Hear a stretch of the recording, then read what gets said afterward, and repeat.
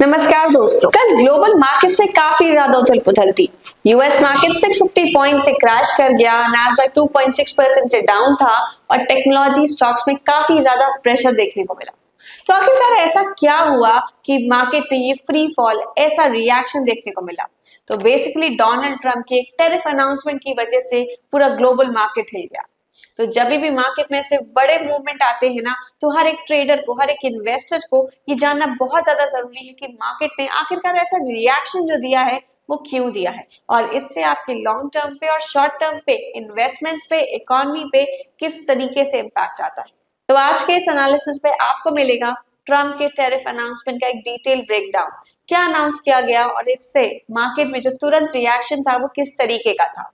फिर हम जानेंगे कि ये जो टैरिफ्स होते हैं हमारी इकोनॉमी में किस तरीके से इम्पैक्ट लेके आते हैं, क्या इससे इन्फ्लेशन बढ़ता है और क्या इससे बिजनेस कॉस्ट और सप्लाई चेन पे किस तरीके से इम्पैक्ट करता है।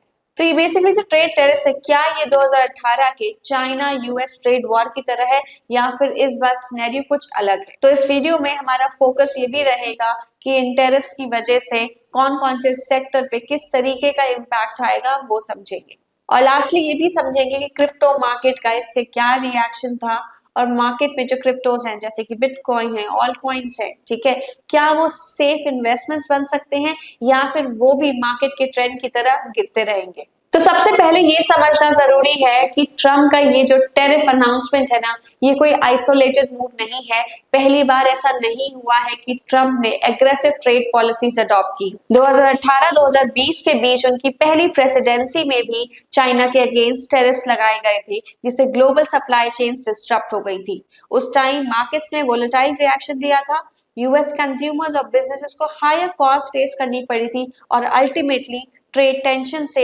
ग्लोबल इकोनॉमिक स्लोडाउन का रिस्क बढ़ता गया। अब हिस्ट्री दोबारा रिपीट हो रही है, पर इस बार टारगेट है कनाडा और मेक्सिको। तो चलिए बात करते हैं ट्रम्प के करंट टैरिफ अनाउंसमेंट्स की। ट्रम्प ने ऑफिशियली डिक्लेयर किया है कि यूएस कनाडा और मेक्सिको के इंपोर्टेड गुड्स पे नए टैरिफ्स लगाएगा। कनाडा और मेक्सिको से आने वाले गुड्स पर अब 25% टैरिफ होगा, यानी अगर एक प्रोडक्ट जो पहले $100 का था उसकी कॉस्ट अब $125 हो जाएगी। तो स्पेसिफिक सेक्टर जो सबसे ज्यादा इम्पैक्ट होंगे वो होंगे हमारे ऑटोमोबाइल्स, इलेक्ट्रॉनिक्स, एग्रीकल्चरल प्रोडक्ट्स और इंडस्ट्रियल इक्विपमेंट्स।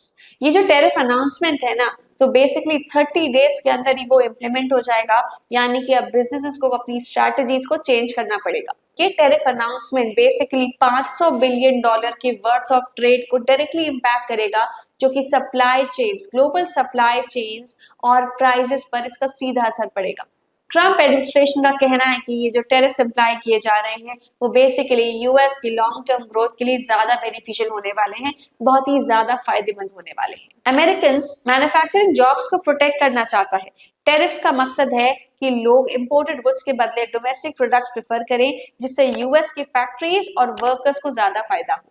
ट्रेड डेफिसिट को कम करना चाहते हैं यूएस का कनाडा और मेक्सिको के साथ ट्रेड डेफिसिट काफी हाई है और ट्रम्प चाहते हैं कि यूएस एक्सपोर्ट्स बढ़े और इंपोर्ट्स घटे। ट्रम्प का एक और मोटिव है, वो है नेशनल सिक्योरिटी कंसर्न्स को एड्रेस करना। तो यूएस जो है वो नेशनल सिक्योरिटी कंसर्न्स को ज्यादा एड्रेस करना चाहते हैं, इसीलिए वो टैरिफ इम्पोज करके यहाँ पे जो नेशनल कंसर्न्स है ना, नेशनल सिक्योरिटी कंसर्न्स है, उन पे ज्यादा फोकस करेंगे। अब जैसे यूएस मेक्सिको पे टैरिफ्स इम्पोज करेगा ना, ये जो टैरिफ्स हैं मेक्सिको की इकोनॉमी को प्रेशर में डालेगा, जो ट्रम्प के अकॉर्डिंग इमिग्रेशन इशू को सॉल्व करने में हेल्प करेगा। लेकिन एक्सपर्ट्स का कहना है ये जो टैरिफ का इम्पोजिशन है ना, शॉर्ट टर्म में एक नेगेटिव इम्पैक्ट क्रिएट कर सकता है। कंज्यूमर्स और बिजनेस को हाई प्राइसेस का बर्डन पड़ सकता है, जिससे कि इन्फ्लेशन भी बढ़ सकता है। तो पास्ट एक्सपीरियंसेस ये दिखाती है कि जब भी टैरिफ्स इम्पोज होते हैं ना, तो बिजनेसेस जो है ना एडिशनल कॉस्ट अपने ऊपर ना लेके वो कस्टमर्स तक पास ऑन कर देती है, यानी कि आप और हमें महंगी चीजें खरीदनी पड़ती है। कल जब मार्केट में टैरिफ अनाउंसमेंट हुआ ना, तो यूएस मार्केट से काफी नेगेटिव रिएक्शन देखने को मिला है। तो एक बार देख लेते हैं कि मार्केट ने किस तरीके से रिएक्शन दिया है,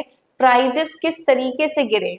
तो चलिए देखते हैं एग्जैक्ट नंबर्स जो बताते हैं कि मार्केट का रिएक्शन कैसा रहा और किस स्केल पे गिरावट देखी गई।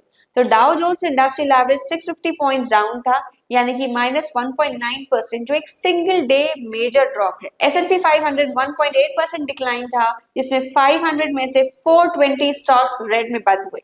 नैस्डैक कंपोजिट 2.6% तक गिरावट देखी गई, जो कि लास्ट 8 मंथ्स का सबसे बड़ा डिप है, मेनली टेक स्टॉक्स के प्रेशर की वजह से। रुसेल 2000 जो कि स्मॉल कैप का इंडेक्स है, उसमें 2.2% की गिरावट देखी गई, जो कि दिखाता है कि इकोनॉमी में स्लो डाउन के फियर्स है। मार्केट के गिरने के पीछे कुछ सेक्टर स्पेसिफिक और कंपनी स्पेसिफिक इश्यूज भी हैं। यहाँ कुछ मेजर लूजर्स हैं जो डायरेक्ट इंपैक्ट फेस कर रहे हैं, जैसे कि एनवीडिया, उसने 8.8% का नेगेटिव डिक्लाइन देखा है। ये सेमीकंडक्टर सप्लाई चेन कंसर्न्स की वजह से हुआ है, क्योंकि टैरिफ से चिप मैन्युफैक्चरिंग कॉस्ट बढ़ने वाली है।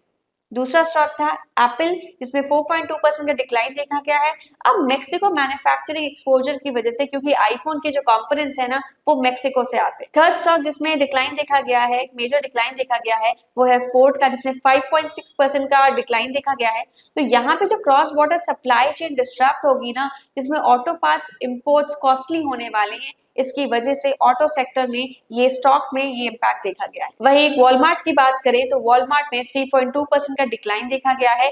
यहाँ पे इंपोर्ट हेवी इन्वेंट्री की वजह से जो कंज्यूमर गुड्स के प्राइसेस पे इम्पैक्ट करेगा, इस वजह से इस स्टॉक में एक डिक्लाइन देखा गया है। अभी जो टैरिफ का इम्पैक्ट है ना, मार्केट में हर सेक्टर पे अलग तरीके से दिख रहा है। कुछ सेक्टर्स पे डायरेक्ट इम्पैक्ट दिख रहा है, बट वहीं कुछ सेक्टर्स पे सेकेंड ऑर्डर इफेक्ट देखने को मिलेगा। चलिए एक सेक्टर का डीप एनालिसिस करते हैं। तो पहले बात करते हैं टेक्नोलॉजी सेक्टर की, जिसमें सबसे ज्यादा इम्पैक्ट देखने को मिला।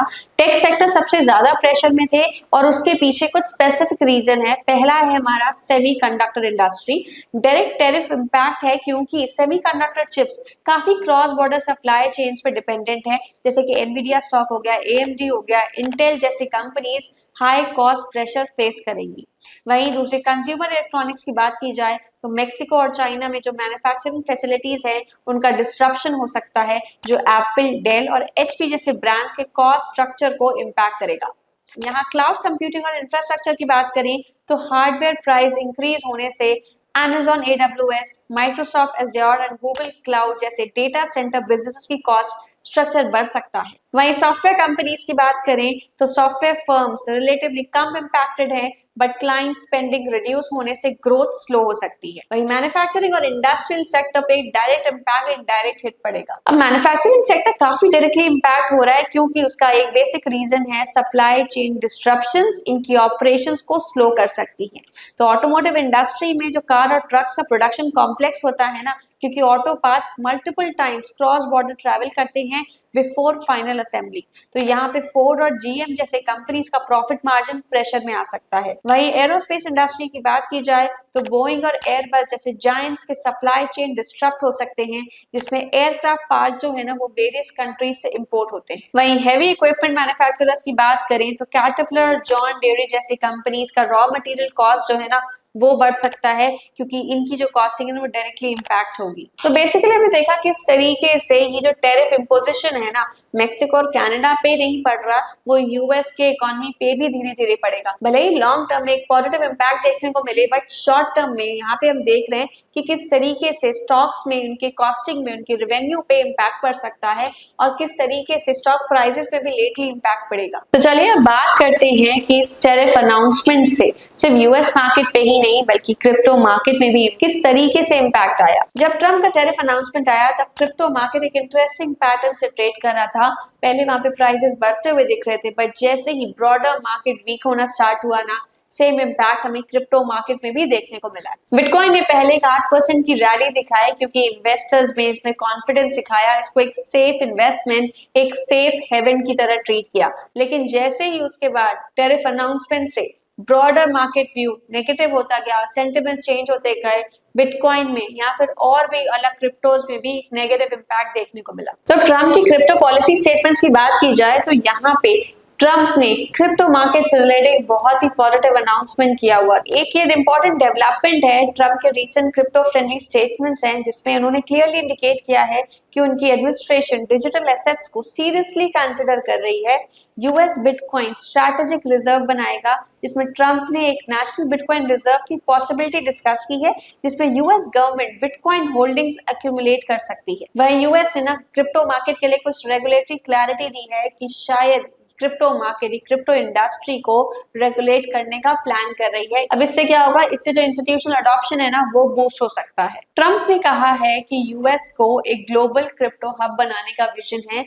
इससे जो रेगुलरिटी अनसर्टेनिटी है ना क्रिप्टो मार्केट की, वो धीरे धीरे दूर होने लगेगी। तो ट्रम्प के नए टेरिफ अनाउंसमेंट्स की वजह से मार्केट काफी ज्यादा वोलेटाइल था, प्राइसेस पहले बढ़ते हुए दिख रहे थे, बट जैसे ही मार्केट का ब्रॉडर सेंटिमेंट वीकन होने लगा, मार्केट में प्रेशर देखने को मिला। कुछ ऐसे स्टॉक्स है जैसे एनवीडिया, उसमें बहुत ज्यादा प्रेशर देखने को मिला और स्टॉक नियरली अबाउट 9% गिर गया। तो ये जो टैरिफ्स है ना बेसिकली मेक्सिको और कनाडा पे, सिर्फ इनका इम्पैक्ट मेक्सिको और कनाडा पे नहीं रहेगा, बल्कि इनिशियली शॉर्ट टर्म में इसका इम्पैक्ट हमें यूएस मार्केट्स में भी देखने को मिलेगा। वहीं क्योंकि ट्रम्प अभी क्रिप्टो मार्केट को काफी ज्यादा सपोर्ट दे रहे हैं, तो वो एक रिलेटेबल इम्पैक्ट हमें क्रिप्टो मार्केट में भी देखने को मिलेगा। तो जैसे जैसे न्यूज अनाउंसमेंट्स आती जाएंगी, अपडेट्स आते जाएंगे, वैसे वैसे क्रिप्टो मार्केट भी वोलेटाइल होता रहे। तो बेसिकली जो टैरिफ इंपोज हुआ है ना मेक्सिको और कनाडा पे, इसका इम्पैक्ट सिर्फ मेक्सिको और कनाडा पे नहीं होगा, बल्कि इसका इम्पैक्ट शॉर्ट टर्म में हमें यूएस मार्केट्स में भी देखने को मिला है कल,